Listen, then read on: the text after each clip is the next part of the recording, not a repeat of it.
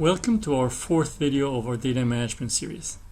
All of these videos are relatively independent of one another, but in the last video we did set up the stage talking about data privacy to prepare for this one, which is about what does it take for a business to comply to data privacy laws. In the last video we started by a historical perspective on the concept of privacy in both its relational and informational dimensions. We then talked about the emergence in the 21st century of business models based on the prediction of consumer behavior, which is challenging privacy. And we believe it's being the cause for an unprecedented rise in data breaches and a subsequent erosion of consumer trust in businesses. We then talked about the GDPR law, which is forcing businesses to protect sensitive data and respect privacy. And we concluded by saying that it's likely that there will soon be a federal law tabled in the US. So here is what we will be covering today. I will start by bringing up the main conceptual areas summarizing what it means to comply to privacy laws, factoring out the parts that are common to all laws and parts that are specific to them. So we will start with data security, which in addition to techniques to ensure the confidentiality, availability, and integrity of the data, also addresses the security of the infrastructure where the data sits on. This security subdomain, called data loss prevention, includes things such as intrusion detection systems and antiviruses. Now, the entire data security area is about preventing and detecting data breaches. And because the biggest cost of a breach is customer loss, as we saw in the previous video, then de-identifying, also called anonymizing customers, is crucial in minimizing the cost. On top of this foundation, you can then worry about the specifics of privacy, which is implicitly saying that there is no privacy without security.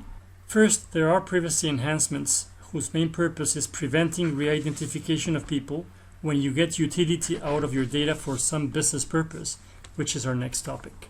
Next, data privacy is also about giving your consumers the means to exercise their privacy rights. And third, depending on the law, there are specific things you have to take care about. For instance, in GDPR, keeping records of all personal data processing and performing data privacy impact assessments for special categories of data, for example, healthcare data. GDPR is the most demanding of all the existing privacy laws, even those that we see appearing in the US, such as CCPA. So if you have gotten yourself into a decent compliance state with respect to GDPR, then you will only need small tweaks to account for differences with other laws. Moving on to our next topic, which is respecting privacy, but with utility and speed. So as a business, you need to comply to these laws and keep the hardly earned trust of your customers. But then at the same time, you need to exploit that data for a business purpose. For example, personalization, which we talked about in the last video, or simply querying a consumer transaction warehouse to build a report, or if you are into healthcare, disclosing data of a clinical trial about patients for health research. You need to get utility respecting privacy in a timely manner, meaning that the speed has to be part of the equation. So the holy grail is to do these three things simultaneously. Now, what status are businesses in? We believe that there has been a change in attitude with respect to managing sensitive data in the last 3 or 4 years. Before, they didn't care too much about privacy because laws didn't impose fines back then and there were not so many breaches. But now all of this has changed and the pendulum has swung onto the privacy side. Businesses are taking privacy seriously. Here is some data backing up this claim. So this IBM-sponsored study shows that by deploying security controls in an automated way, the cost of a data breach has indeed diminished almost by half. 265 million's average cost of a data breach versus 516 in 2019 for those that haven't deployed. Here are some of the factors playing a role in increasing or decreasing the cost of a breach. You can see that encryption has a positive impact, as well as other technical gear such as DevSecOps, which is an approach to development that makes sure that security is built into applications rather than being bolted on as an afterthought later. There's security analytics, there is data loss protection.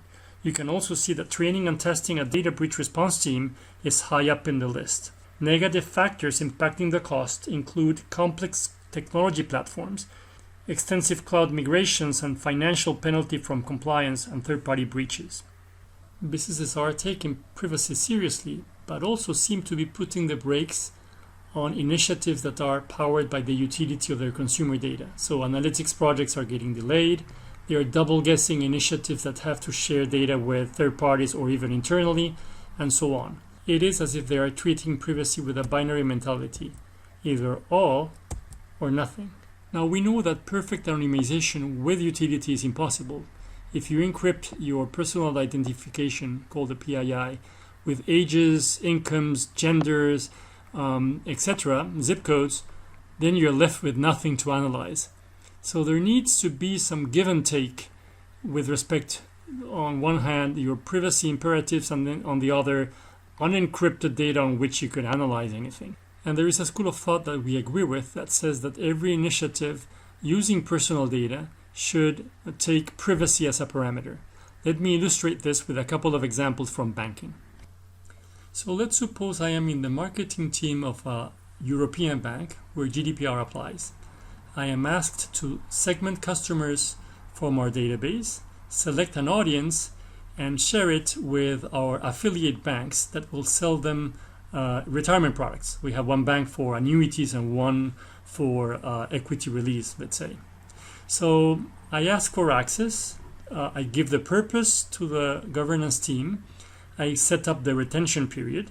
They asked me to respect the GDPR minimization principle. And so I request rows filtered by those customers that have given consent for marketing and 50-year-olds and over. And as for columns, I ask for income, homeowner indicator, date of birth, name, gender, phone number, and that's all. Then they tell me that the policy for data sets that are going to be shared are twofold. One, PII needs to be anonymized for us. And two, that the finer segments in our segmentation tree need to contain 50 customers or more. Those are the parameters that are given to me to minimize the risk of re-identification. So as a second example, let's pretend now that I am a data scientist and I work for the Anti-Money Laundering AML compliance officer. So both GDPR laws and the member state, let's say the UK, AML law applies. Our bank privacy officer has told us that we can adopt all the GDPR principles except for the minimization principle, because for him, the AML law prevails and says that the scope of data is not to be excessive, whereas the GDPR scope of data is just the minimum. So we decide to take all transactional data. So our task is to build a predictive model analyzing the transactions to try to detect any suspicious activity. There is no consent to request because this is a matter of public security. However, this data set is risky, so we need to secure it. So all the PII and all the data not related to a transaction, is to be anonymized, and the only one that can de-anonymize is the AML compliance officer. It's not to be shared with anyone else except perhaps with the internal auditing team. Nobody outside the bank will ever access it except for a state financial investigation authority with sufficient reasons and credentials. So these examples will hopefully illustrate that privacy parameters are complex. They vary from one use case to the other. They require an understanding of all the applicable legislation, and they require the understanding of the privacy risks in each case, which is the perfect segue into our next section, which are the challenges. And lack of understanding of privacy risk is precisely the first challenge. It has an organizational aspect and a technology aspect, which are interrelated. Chances are that you will have complicated conversations with risk-averse people that have not discussed about risk tolerance. Data owners, data requesters, and privacy practitioners are not necessarily aware of all the options available to them. Our recommendation here is to provide a space where these privacy risks can be discussed and where risk tolerance can be aligned for each use case. This is what we call risk-based governance. The participants of this discussion would be LOB managers that need the utility of the data scientists working for them, the data teams owning the data sets, and compliance and privacy teams. You need people fulfilling roles such as privacy policy definers, privacy policy implementers, plus high-level consumers such as your analytics specialists. Now, education is a key to get a common understanding because privacy risks are not intuitive. You might have heard that in the US, with gender, date of birth, and zip code, you can identify over 80% of the Americans if you join your dataset with publicly available voter registration data. And this is why these kind of data elements are called quasi-identifiers, because an attacker can combine them to identify uniquely somebody in so-called linkage attacks. In the marketing example before, to comply to the privacy policy, we need to take then our date of birth and income information and make them into brackets, an age bracket and an income bracket, in such a way that the number of customer records on those combinations of brackets is 50 or more. This is the privacy model called K-anonymity, where K here in this case is 50. Now this model is vulnerable to repeated querying, which is why there are more modern models for privacy, the most recent one being differential privacy, which adds carefully noise to the output of every query or every machine learning model invocation in such a way that there are mathematical guarantees that a limited amount of data is leaked with every output. The second challenge is that data provisioning processes for the initiatives such as those that I gave as examples are frequently manual and custom processes, so they are slow. They are also brittle, hard to audit, and insecure, meaning that they tend to be vulnerable to linkage attacks. The recommendation is therefore to automate your risk tolerance design into data pipeline processes similar to those you have for DevSecOps and for data integration and data quality, and delivering secure data sets into your existing data environments where existing access control techniques can be applied, where they are auditable by internal teams to control your privacy posture and by compliance authorities. Finally, the last challenge is that data landscapes are generally scattered. Consumer data is captured by businesses by a variety of front-end applications. So you have social media, web registrations, call center software, etc., etc. Then they make their way into one or more operational applications and one or more analytical repositories. And the problem is they're compounded by the fact that there are scattered data elements that need to be cleansed and data records that are duplicated, which is the reason why data governance for privacy and data governance for quality are related and linked into one another, which is a matter that I discuss in greater detail in a blog. The link to this blog I am leaving in the last slide of this presentation. In any privacy law, you need to implement data subject access requests. So it makes a lot of sense to have a central place where you catalog all the personal data elements from individual customers, suppliers, and employees. So when consumers ask you for the right to be forgotten, for example, you can find out all the places where data about them may have been stored, not just the place where the cleanest data sits.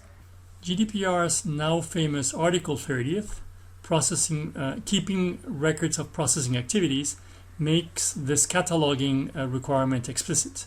CCPA makes it implicit, but you need to have a catalog because otherwise it's going to be very hard to know which data elements you have sold to whom and how long ago, which are things you need to be on top of. Moving on to the next section of this video, data governance processes for data privacy. So the first phase is the discovery phase. You start by choosing a business initiative needing the utility of personal data. Then you map the personal data assets and the flows of those assets for that initiative. You identify your privacy stakeholders in your data governance council, and you sit down and analyze privacy risks. You may need a formal DPIA assessment if you are subject for GDPR and if your data is sensitive enough. Finally, and depending on whether you are preparing for compliance for the first time, then you assess your data security and privacy readiness, or you review your posture.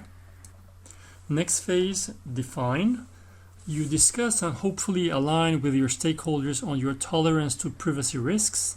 You then write down or update your privacy policies. You design your controls. You see if there are existing security gaps, and if there are, then you design with processes and technology the way to address them. You establish your data breach response plan. You design your data subject access request processes, both internally and with third-party vendors and processors. The third phase, the apply or implement phase, you catalog data assets for your initiative. We recommend also cataloging the flows in terms of data lineage metadata. If you are mature enough, you can author privacy policy metadata in the catalog as well and use it as input for your automation of privacy policies and control. You implement your data subject access requests, and you implement processes with third parties and train staff on new processes. For the last phase, measure and monitor, you need to make sure that you fulfill your consumer requests within the legal delay. Then you need to track compliance with your regulations in GDPR to show records of personal data processing. You need to monitor your privacy posture of your data assets and in general your security posture. And you need to test your data breach response plan. So on to our last section. GDPR is 2 years old. What can we say? What can we say for businesses and for, in general, data privacy for consumers? Well, first, undeniably, it has a very big impact for companies. Google, there was a famous case in France. British Airways was fined and has been the largest fine, close to 200 million euros, which is still under appeal. I am leaving you a link to this enforcement tracker for you to get details on the causes for these fines. As for consumers, they are increasingly aware of their rights, according to a Trust and Confidence survey by ICO. As for whether businesses welcome the regulation or they fear it, at least in finance, a good survey by Deloitte says that it's more positive than negative. First, they had a long tradition of compliance with data rules. And second, they seem to be attaching more importance to positive drivers here to your left than to negative drivers to your right.